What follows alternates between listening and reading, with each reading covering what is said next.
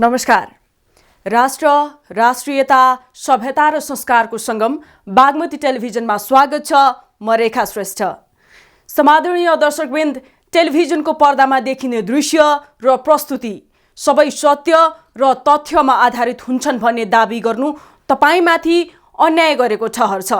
तथापि हामी तपाईलाई विश्वास दिलाउन चाहन्छौँ, हाम्रो यो प्रस्तुति सत्यको नजिक पुग्नेछ, तथ्य प्रस्तुत गर्दा चुक्ने छैन र यथार्थ खोज्ने कुरामा कन्जुसै गर्ने छैन। हामी चाहन्छौँ कार्यक्रम वार रुम प्रत्येक नेपालीको चुला चौकादेखि गाँस, बाँस र कपाससम्म सँगसँगै हिँड्न सकोस् र तपाईको लक्ष्य प्राप्तिको कोसेढुङ्गा साबित होस्। त्यसैले पनि हामी तपाईसँग अनुरोध गर्दछौँ, आउनुहोस्, हरेक समस्याको समाधान मिलेर खोजौँ। बेथिति, अनियमितता र भ्रष्टाचारको जरो किलो उखेलौँ र एउटा सभ्य समाज निर्माणको पहरेदार बनौँ।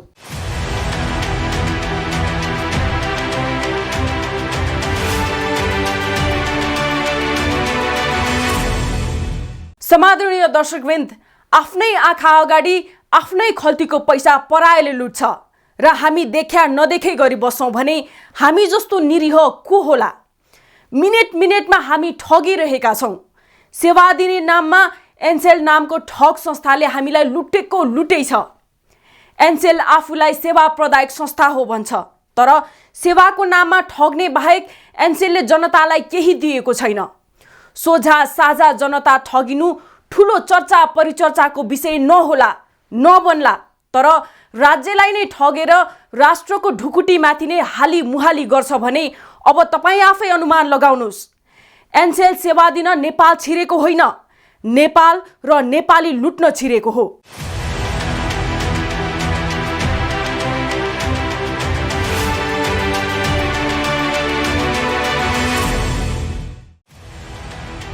एनसेल नेपालको पहिलो निजी मोबाइल दूरसञ्चार कम्पनी हो। नेपालमा स्थापना भएको यो पहिलो दूरसञ्चार कम्पनी जसले सार्वजनिक जीएसएम सेवाको थालनी गरेको थियो। स्थापना कालमा यस कम्पनीको नाम मेरो मोबाइल रहेको थियो, जसको स्वामित्व स्पाइस नेपाल प्राइभेट लिमिटेडसँग थियो। अक्टोबर 2008 मा स्पाइस नेपालले युरोपको प्रसिद्ध मोबाइल कम्पनी टेलिया सोनेरासँग अनुबन्ध गरेको थियो। यस मोबाइल सेवालाई नेपालकै नम्बर 1 मोबाइल सेवा बनाउने दिशामा यसले पुरानो नाम मेरो मोबाइललाई परिवर्तन गरेर एनसेल राखेको छ। 2016 अप्रिल 12 मा एनसेल आधिकारिक रूपमा मलेसियाको दूरसञ्चार समूह आजियाटा ग्रुप बेरहाटको भाग बनेको हो। यसले पहिला राज्यको स्वामित्वमा रहेको र हाल सार्वजनिक दूरसञ्चार कम्पनी नेपाल टेलिकमको एकाधिकार तोडेको थियो। 12 अप्रिल 2016 मा एनसेलले आधिकारिक रूपमा मलेसियाको दूरसञ्चार समूह आजियाटा ग्रुप बेरहाटको एक अंश बनेको थियो। कम्पनीले आफ्नो सुरुवाती अवस्थामा आधारभूत सुविधाहरू जस्तै फोन गर्ने तथा मेसेज मात्र प्रदान गरेको थियो। पछि यसलाई बढाउँदै कम्पनीले एक एक गर्दै BlackBerry phone, Ncell connect, internet चलाउने डाटा कार्ड, त्यस्तै एसजिपिआरएस भोइसमेल जस्तै अन्य सुविधाहरू थप गरेको छ। नेपालको सन्दर्भमा दूरसञ्चार कम्पनीहरूको सूचीमा एनसेल पहिलो स्थानमा रहेको छ। यसको ग्राहक संख्या 1 करोड बढी पुगिसकेको छ। एनसेलले हालसम्म 125 देशका 425 दूरसञ्चार कम्पनीसँग सहकारी गरी रोमिङ सेवा उपलब्ध गराएको छ। नेपालको सबैभन्दा ठुलो मोबाइल सेवा प्रदायक दाबी गर्ने एनसेलले विभिन्न स्किम ल्याएर ग्राहकको आँखामा भ्रम छरिरहेको छ। एनसेलसँग सबै दङ्ग, एनसेल नेपालकै लागि आदि इत्यादि भनेर गरिब नेपालीको फोटो प्रचारमा राखेर ग्राहक फसाइरहेको छ। एनसेलले एनसेल सापटी योजनाका नाममा ग्राहकबाट पैसा लुटिरहेको छ। एनसेलको सापटी योजना नभई ग्राहक ठग्ने नयाँ तरिका मात्र हो। एनसेलको सापटी योजनामा ग्राहकले ब्यालेन्स नभएको अवस्थामा 20 रुपैयाँ सापटी लिन सक्छन्, जुन सबै नेटवर्कमा कुरा गर्न सकिन्छ। तर जब ग्राहकले रिचार्ज गर्छन् सबैभन्दा पहिले सापटी रकम काटिन्छ, त्यो पनि 2 रुपैयाँ 58 पैसा ब्याज असुलेर, जुन निकै ठुलो प्रतिशत ब्याज हो। सापटी भनिएको रकममा ब्याज असुल्ने एनसेलको नियतले नै एनसेल सुविधाका नाममा ठगी गर्ने निकाय बनेको छ। विवरण हेर्दा नियामक नेपाल दूरसञ्चार प्राधिकरणले दिएको निर्देशन अटेर गर्नेमा एनसेल सबैभन्दा अगाडि छ। एनसेलको यो त एउटा उदाहरण मात्र हो। उसले सुरुमा योजना अर्थात् सेवा सार्वजनिक गर्छ र ग्राहकलाई सेवा दिन थाल्छ। अनि मात्रै प्राधिकरणमा स्वीकृतिका लागि फाइल ल्याउँछ। दूरसञ्चार ऐनमा कुनै पनि सेवा दिनु अघि नियामक निकायसँग अनिवार्य रूपमा स्वीकृति लिनुपर्ने व्यवस्था छ। तर यो व्यवस्था एनसेलको हकमा भने लागू भएको पाइँदैन। यसको कारण वर्षौं पुरानो ऐन र त्यसमा व्यवस्था गरिएको झिनो जरिवानाको व्यवस्था नै हो। छोटो समयमा अकल्पनीय विकास र परिवर्तन हुने विषय सञ्चार तथा सूचना प्रविधि नै हो।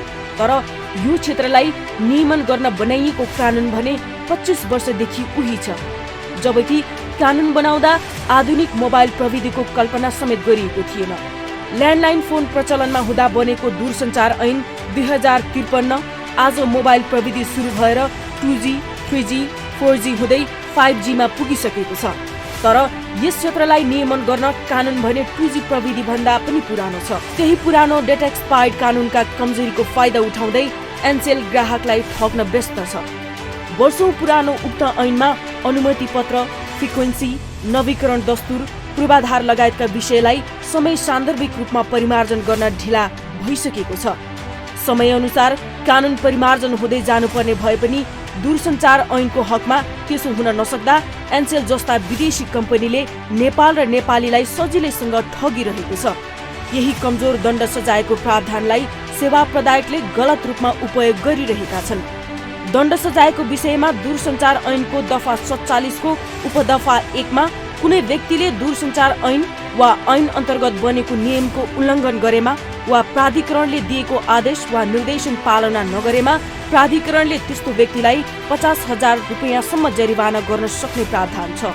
त्यस्तै सोही ऐनको दफा 47 को उपदफा 2 मा कुनै व्यक्तिले अनुमति पत्र नलिई वा अनुमति पत्रमा उल्लेखित शर्तको पालना नगरी दूरसञ्चार सेवा सञ्चालन गरेमा 5 लाख रुपैयाँसम्म जरिवाना गरी त्यस्तो काम बन्द गराउन सक्ने भनिएको छ।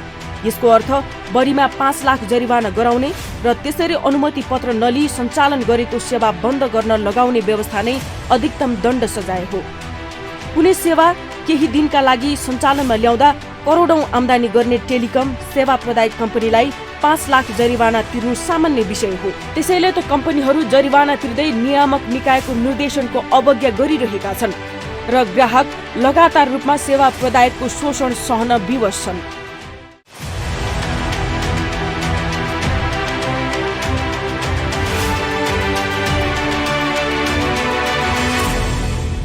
सियो बनेर छिर्ने हात्ती बनेर निस्कने कथनको पुष्टि गरेको छ मोबाइल प्रदायक कम्पनी एनसेलले। अरबौं अरब राजस्व छली गर्दा पनि उन्मुक्ति, सेकेन्डमा जनता ठग्दा पनि कसैले केही गर्न नसक्ने, आखिर कुन शक्तिको आडमा यसरी ब्रह्मलुट गरिरहेको छ एनसेलले? के नेपालको कानुन र नियामक निकायहरू सोझा साझा नागरिकलाई तर्साउने र दुःख दिनका लागि मात्रै बनाइएका हुन्? होइन भने दिन दहाडै राज्यको ढुकुटी दोहन भइरहँदा पनि किन आँखामा पट्टी बाँधेर बस्छ सरकार?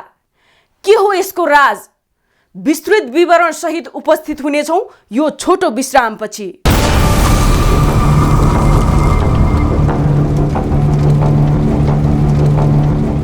राजस्व छली र जनता ठग्ने काम मात्रैले एनसेल चर्चामा आएको होइन। हुँदा हुँदा अवैध धन्दा गरेर गैर कानुनी रूपमा खरबौं नेपाली रुपैयाँ विदेश लैजाने धन्दा चलाइरहेको छ एनसेल नामको कम्पनीले। एनसेलको अवैध धन्दाका बारेमा हामीले राजस्व विभाग, दूरसञ्चार प्राधिकरण जस्ता जिम्मेवार निकायका जिम्मेवार पदाधिकारीहरूसँग जानकारी लिन निकै प्रयास गर्यौं, तर कुनै जिम्मेवार पदाधिकारी जवाफदेही हुन तयार छैनन्। एनसेलमाथि कारबाही गर्ने र कानुनी डण्डा लगाउने निकायहरूलाई नै एनसेलले हण्डी खुवाएर राखिएको छ। एनसेलको अवैध धन्दा र उसको रवैयाले यो पुष्टि गरेकै छ एउटा विदेशी कम्पनीले गैर कानुनी काम गरिरहँदा पनि उसमाथि छानबिन नै नहुनुको राज के होला?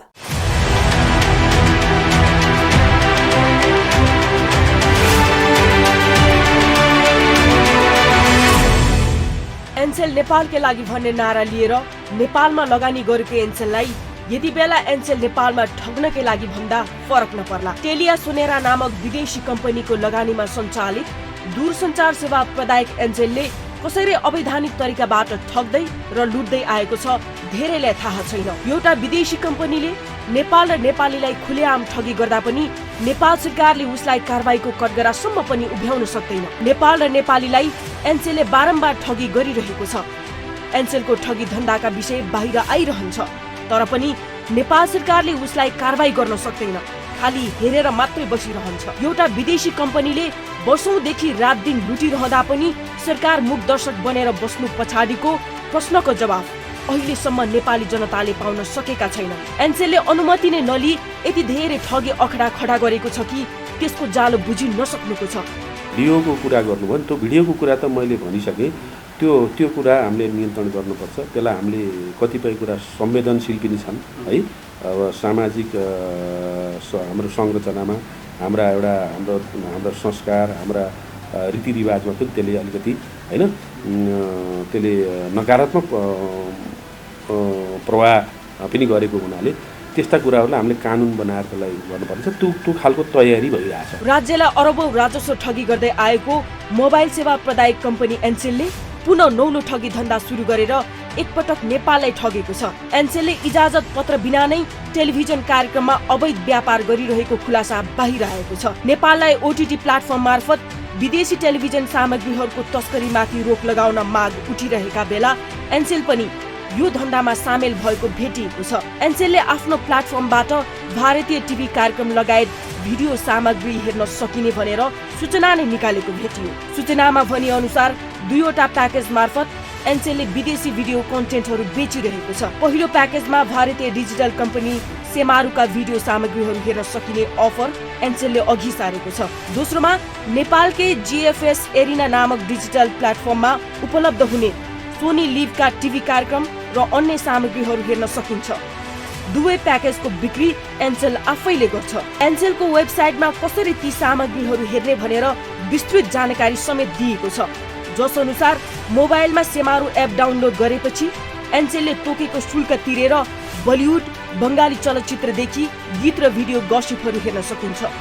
यो प्रसारण सम्बन्धी जुन कुराहरू छ त्यो यसको एउटा आफ्नै हिस्ट्री छ होइन। एनालोगदेखि डिजिटलदेखि लिएर अहिले आएर सेटेलाइट हुँदै अहिले ओटिटीको कुराहरू, भिडियो कुराहरू छ। अब हाम्रो एननियममा राष्ट्रिय प्रसारण एननियममा चाहिँ हामीले अहिले एक्सर्साइज गरेको जुन नियम छ त्यो अनुसार चाहिँ हामीले सेटेलाइट टेलिभिजन, केबल टेलिभिजनहरूको लाइसेन्स दिन्छौँ। त्योबाट प्रसारण हामीले लिनियर कन्टेन्टका कुराहरू चाहिँ हामीले इजाजत पर्मिसन दिएर गरिरहेछौँ होइन। त्यो अनुसार हामी यसलाई चाहिँ नियमनदेखि अरू कुराहरूले कानुनी प्रावधान फ्रेमवर्कको कसरी ल्याउने त्यसमा हाम्रो छलफल संशोधनका कुराहरू प्रक्रियामा रहेको छ भन्नुपर्छ। सेमारुका भिडियो सामग्री हेर्नका लागि 9वटा सब्सक्रिप्सन प्लान छन्। 1 दिनदेखि 1 महिनासम्मका फरक शुल्कहरू तोकिएको छ। एनसेलको प्रिपेड र पोस्टपेड दुवैबाट यो सुविधा प्रयोग गर्न सकिन्छ। त्यस्तै एनसेलको अर्को काण्ड हो सम्पत्ति करमा ठगी। यसरी एकपछि अर्को ठगी गर्दै आएको एनसेलले पछिल्लो समय सम्पत्ति कर छलेको भेटिएको छ। एनसेलको ललितपुर महानगरपालिका 4मा रहेको 10 रोपनी 4 आना जग्गा तथा त्यसैभित्र 23,088 वर्ग फिट क्षेत्रफलमा रहेका 2वटा घरको मूल्याङ्कन कम गराएर एनसेलले कर छलेको भेटिएको छ। उक्त जग्गा सहितको घरको सरकारी मूल्याङ्कन 27 करोड 95 लाख रुपियाँ हुन आउँछ, तर जम्मा 5 करोड 60 लाख मूल्याङ्कन गराएर सम्पत्ति कर छली गरेको छ। सम्पत्तिको हरेक वर्ष कर बुझाउनु पर्ने हुन्छ, तर एनसेलले केही वर्ष यता यस्तो करमा राज्यलाई ठग्दै आएको छ। सरकारलाई अरबौं कर बुझाउन आनाकानी गर्दै आएको एनसेलले यसअघि सर्वसाधारण उपभोक्ताको जानकारी बिना अनाधिकृत रूपमा एप्स चलाएर अरबौंको ठगी गरेको छ। एनसेलले 2वटा एप्स चलाउँदा 1 अर्ब भन्दा बढी ठगी गरेको पाइएपछि नियामक निकाय नेपाल दूरसञ्चार प्राधिकरणले कारबाही समेत गर्यो। फलस्वरूप 1 अर्ब 11 करोड रुपियाँ सर्वसाधारणलाई फिर्ता गर्न समेत निर्देशन दियो।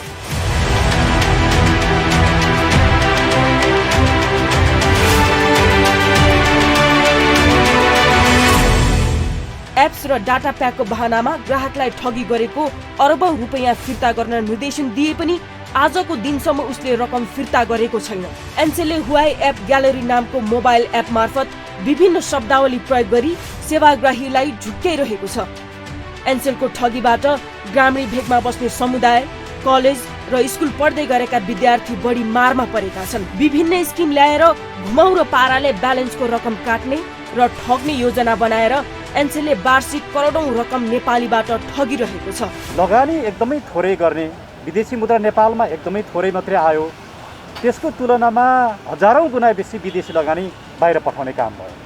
त्यसले गर्दा एनसेलको मोडालिटीको विदेशी लगानी नेपाल जस्तो मुलुकको लागि चाहिँ ठिक होइन भन्ने एउटा विश्लेषण आउँछ। एनसेलले आफ्नो हरेक विज्ञापनमा ल्याएको अफरले ग्राहकलाई ठग्ने गरेको छ।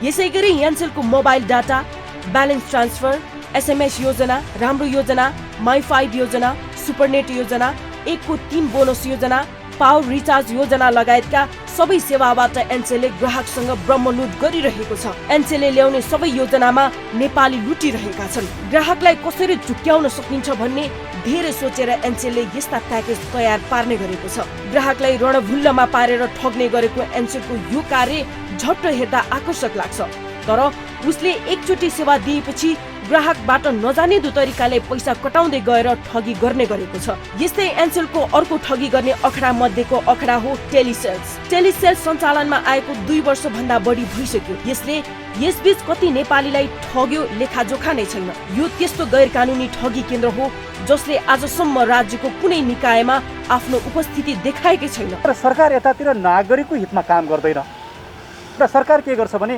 एनसेललाई फाइदा पुर्याउने, नागरिकलाई बोझ उठाउने अनि ओम्नी ग्रुप जस्ता विभिन्न ग्रुपहरूसँग साथगार गरेर इभन खोपमा पनि भ्रष्टाचार गर्ने यस्ता किसिमका जुन कामहरू भइराखेका छन्, यो चाहिँ एकदमै दुःख लाग्दो र साँच्चै के नागरिकहरूले नबुझेकै हो त या हामीले नागरिकलाई बुझाउन नसकेको त भन्ने एउटा ठुलो प्रश्न चाहिँ उठेको छ। एनसेलले टेलिसेल्सलाई यति सक्रिय बनाएको छ कि यदि तपाईँले एनसेलमा रिचार्ज गर्नुभयो भने तुरुन्त मेसेज आउँछ, फलानु फलानु प्याकेज लिनुहोस्। एकैछिनमा किन्नु भयो भने यति डाटा र यति रुपैयाँको कल निशुल्क पाउनुहुनेछ।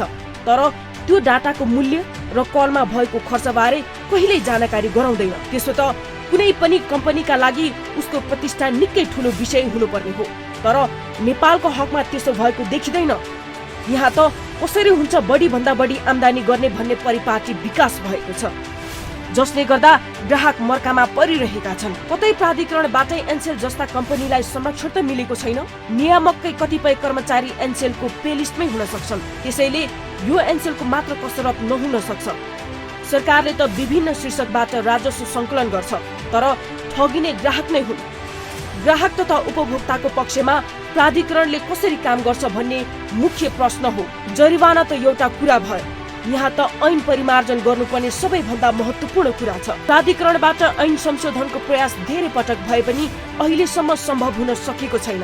त्यसैले हामीले ती कुराहरू गर्नुपर्ने छ। त्यसलाई हामीले चाँडै नै अब यो विभाग मार्फत मन्त्रालयले हो पोलिसी नीति विधि बनाउने त्यो हामीले त्यो गरेका छौँ र हामीले त्यसलाई व्यवस्थित गर्नुपर्छ भनेर हामीले पुरा गरिसकेका छौँ। मन्त्रालयलाई हामीले एउटा त्यो खालको एउटा हामीले पत्राचार भइसक्यो। संशोधनका लागि पठाइएको मस्यौदामा पूर्वाधार, अनुमति पत्र, फ्रिक्वेन्सी, नवीकरण र दण्ड सजाय लगायतका विषय छन्। महानगरका केही कर्मचारीलाई प्रभावमा पारेर एनसेलले कर छली गर्दै आएको छ। सम्पत्ति कर छलीको विषयमा विभिन्न निकायबाट छानबिन पनि भइरहेको छ। यसरी अवैधानिक रूपमा सेवा सञ्चालन गरी अरबौं कमाउने ती कम्पनी तथा यस्ता देशद्रोही सेवा सञ्चालन गर्न अनुमति दिने निकाय उप किन कुनै कारबाही हुन सकिरहेको छैन। बहुराष्ट्रिय कम्पनी एनसेलले आफ्नो सेवा सुचारू गरेसँगै नेपालमा नेपाल र नेपालीलाई सेवा सुविधा भन्दा पनि ठग्ने काम गरिरहेको छ। मोबाइल सेवा प्रदायक संस्था एनसेलले सस्तो तथा सर्वसुलभ सुविधा दिने भ्रम छल्दै आफ्नो ग्राहकहरूलाई ठगिरहेको छ। ग्राहकको सुविधाको लागि अफर ल्याएको कि ठग्न, एनसेलबाट सापटी लिएको केही समयमै तिर्नेले 20 रुपैयाँको 2 रुपैयाँ 58 पैसा ब्याज तिर्छ भने ऊ कति प्रतिशतमा ठगिएको होला। यो विषय गम्भीर छ। 100 को मासिक 3 रुपैयाँ ब्याज लिनेलाई शोषक र सामन्त भनिने हाम्रो समाज अनि त्यस्तालाई कारबाही गर्नुपर्छ भन्दै कानुनी कटघरामा उभ्याउने यो प्रशासनले एनसेलको ब्याज कति प्रतिशत भयो होला भन्ने हिसाब गर्न किन जान्दैन। भ्रष्टाचारमा संलग्नलाई कारबाहीको दायरामा ल्याउनुको सट्टा उन्मुक्ति दिलाउन सिंहदरबारको मझेरीबाटै पटक पटक ठुलो चलखेल हुने गरेको जग जाहेरै छ। सर्वोच्च अदालतको प्रधान न्यायाधीश सहित 5 जना न्यायाधीशको इजलासले गरिसकेको निर्णयलाई फेरि अर्को 5 जना न्यायाधीशले उल्टाउन मिल्दैन। यहाँ एउटा ठुलो न्यायिक विचलन देखिन्छ। त्यसैले एनसेललाई बचाउनका लागि एकातिर राजनैतिक तहबाट क्यापिटल गेइन ट्याक्स नउठाउने, एनसेललाई थोरैभन्दा थोरै कर लगाउने एनसेलको पैसा चाहिँ विदेशमा पठाउन सहज वातावरण बनाउने र न्यायपालिका स्वयंले आफैले गरेको निर्णय आफै उल्टाएर एनसेललाई सहज वातावरण बनाउने जुन किसिमको अवस्था देखियो यो चाहिँ एकदमै अनफर्चुनेट छ। मुलुकमा चरम भ्रष्टाचार बढ्दा पनि सरकार तथा दलका नेताहरू तैचुप मैचुप भएर बस्नुको अर्थ मुलुक माफियाहरूले नै चलाइरहेको स्पष्ट हुन्छ। नेपालका नेता, कर्मचारी र व्यापारी जुम्रा, जुका, किर्ना आदि परजीवी किरा हुन्। काले काले मिलेर खाउ भाले भन्ने नेपाली उखानलाई चरितार्थ बनाउँदै दलका नेताहरू नै भ्रष्टाचारी र माफियालाई संरक्षण गर्न उद्यत छन्।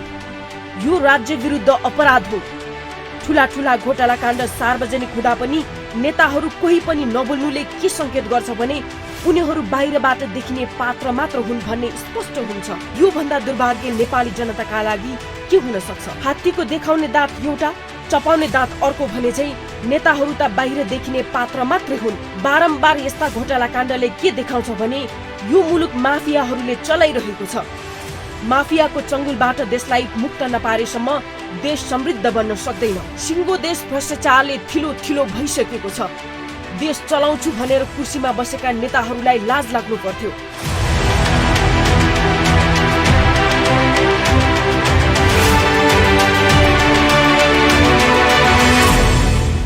यस्ता घटना बारम्बार दोहोरिँदा दुनियाँको अगाडि मुख देखाउन पनि हामी लायक रहेनौं। नेपालीलाई सुविधा दिने नाममा नेपालमा राज गरी नेपाली ठग्ने एनसेल विरुद्ध किन नेपाल सरकार र स्थानीय प्रशासन मौन छ? यदि अब पनि हामी मौन बसिदियौं भने यस्ता माफियाहरूको मनोबल अझ उच्च हुनेछ। त्यसैले अब तमासे बनेर होइन, उठौं, जागौं र भ्रष्टाचारको जरो किलो उखेलौं।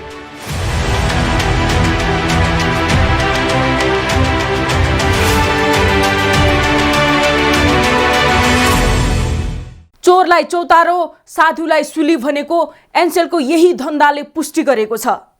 ससाना राजस्व छली गर्ने व्यापारीलाई कारबाहीको दायरामा ल्याएर कारबाहीको हुङ्कार गर्ने कर कार्यालय होस् वा अख्तियार, एनसेलको अवैध धन्दामाथि किन मौन छ? यो जनजनको प्रश्न हो। यो प्रश्नको जवाफ खोज्न हामी कहिल्यै थाक्ने छैनौं र तपाईको जिज्ञासा समेटेर सम्बन्धित निकायको ढोका ढकढकाउन पनि पछि पर्ने छैनौं। मात्र हामीलाई चाहिएको छ तपाईको साथ।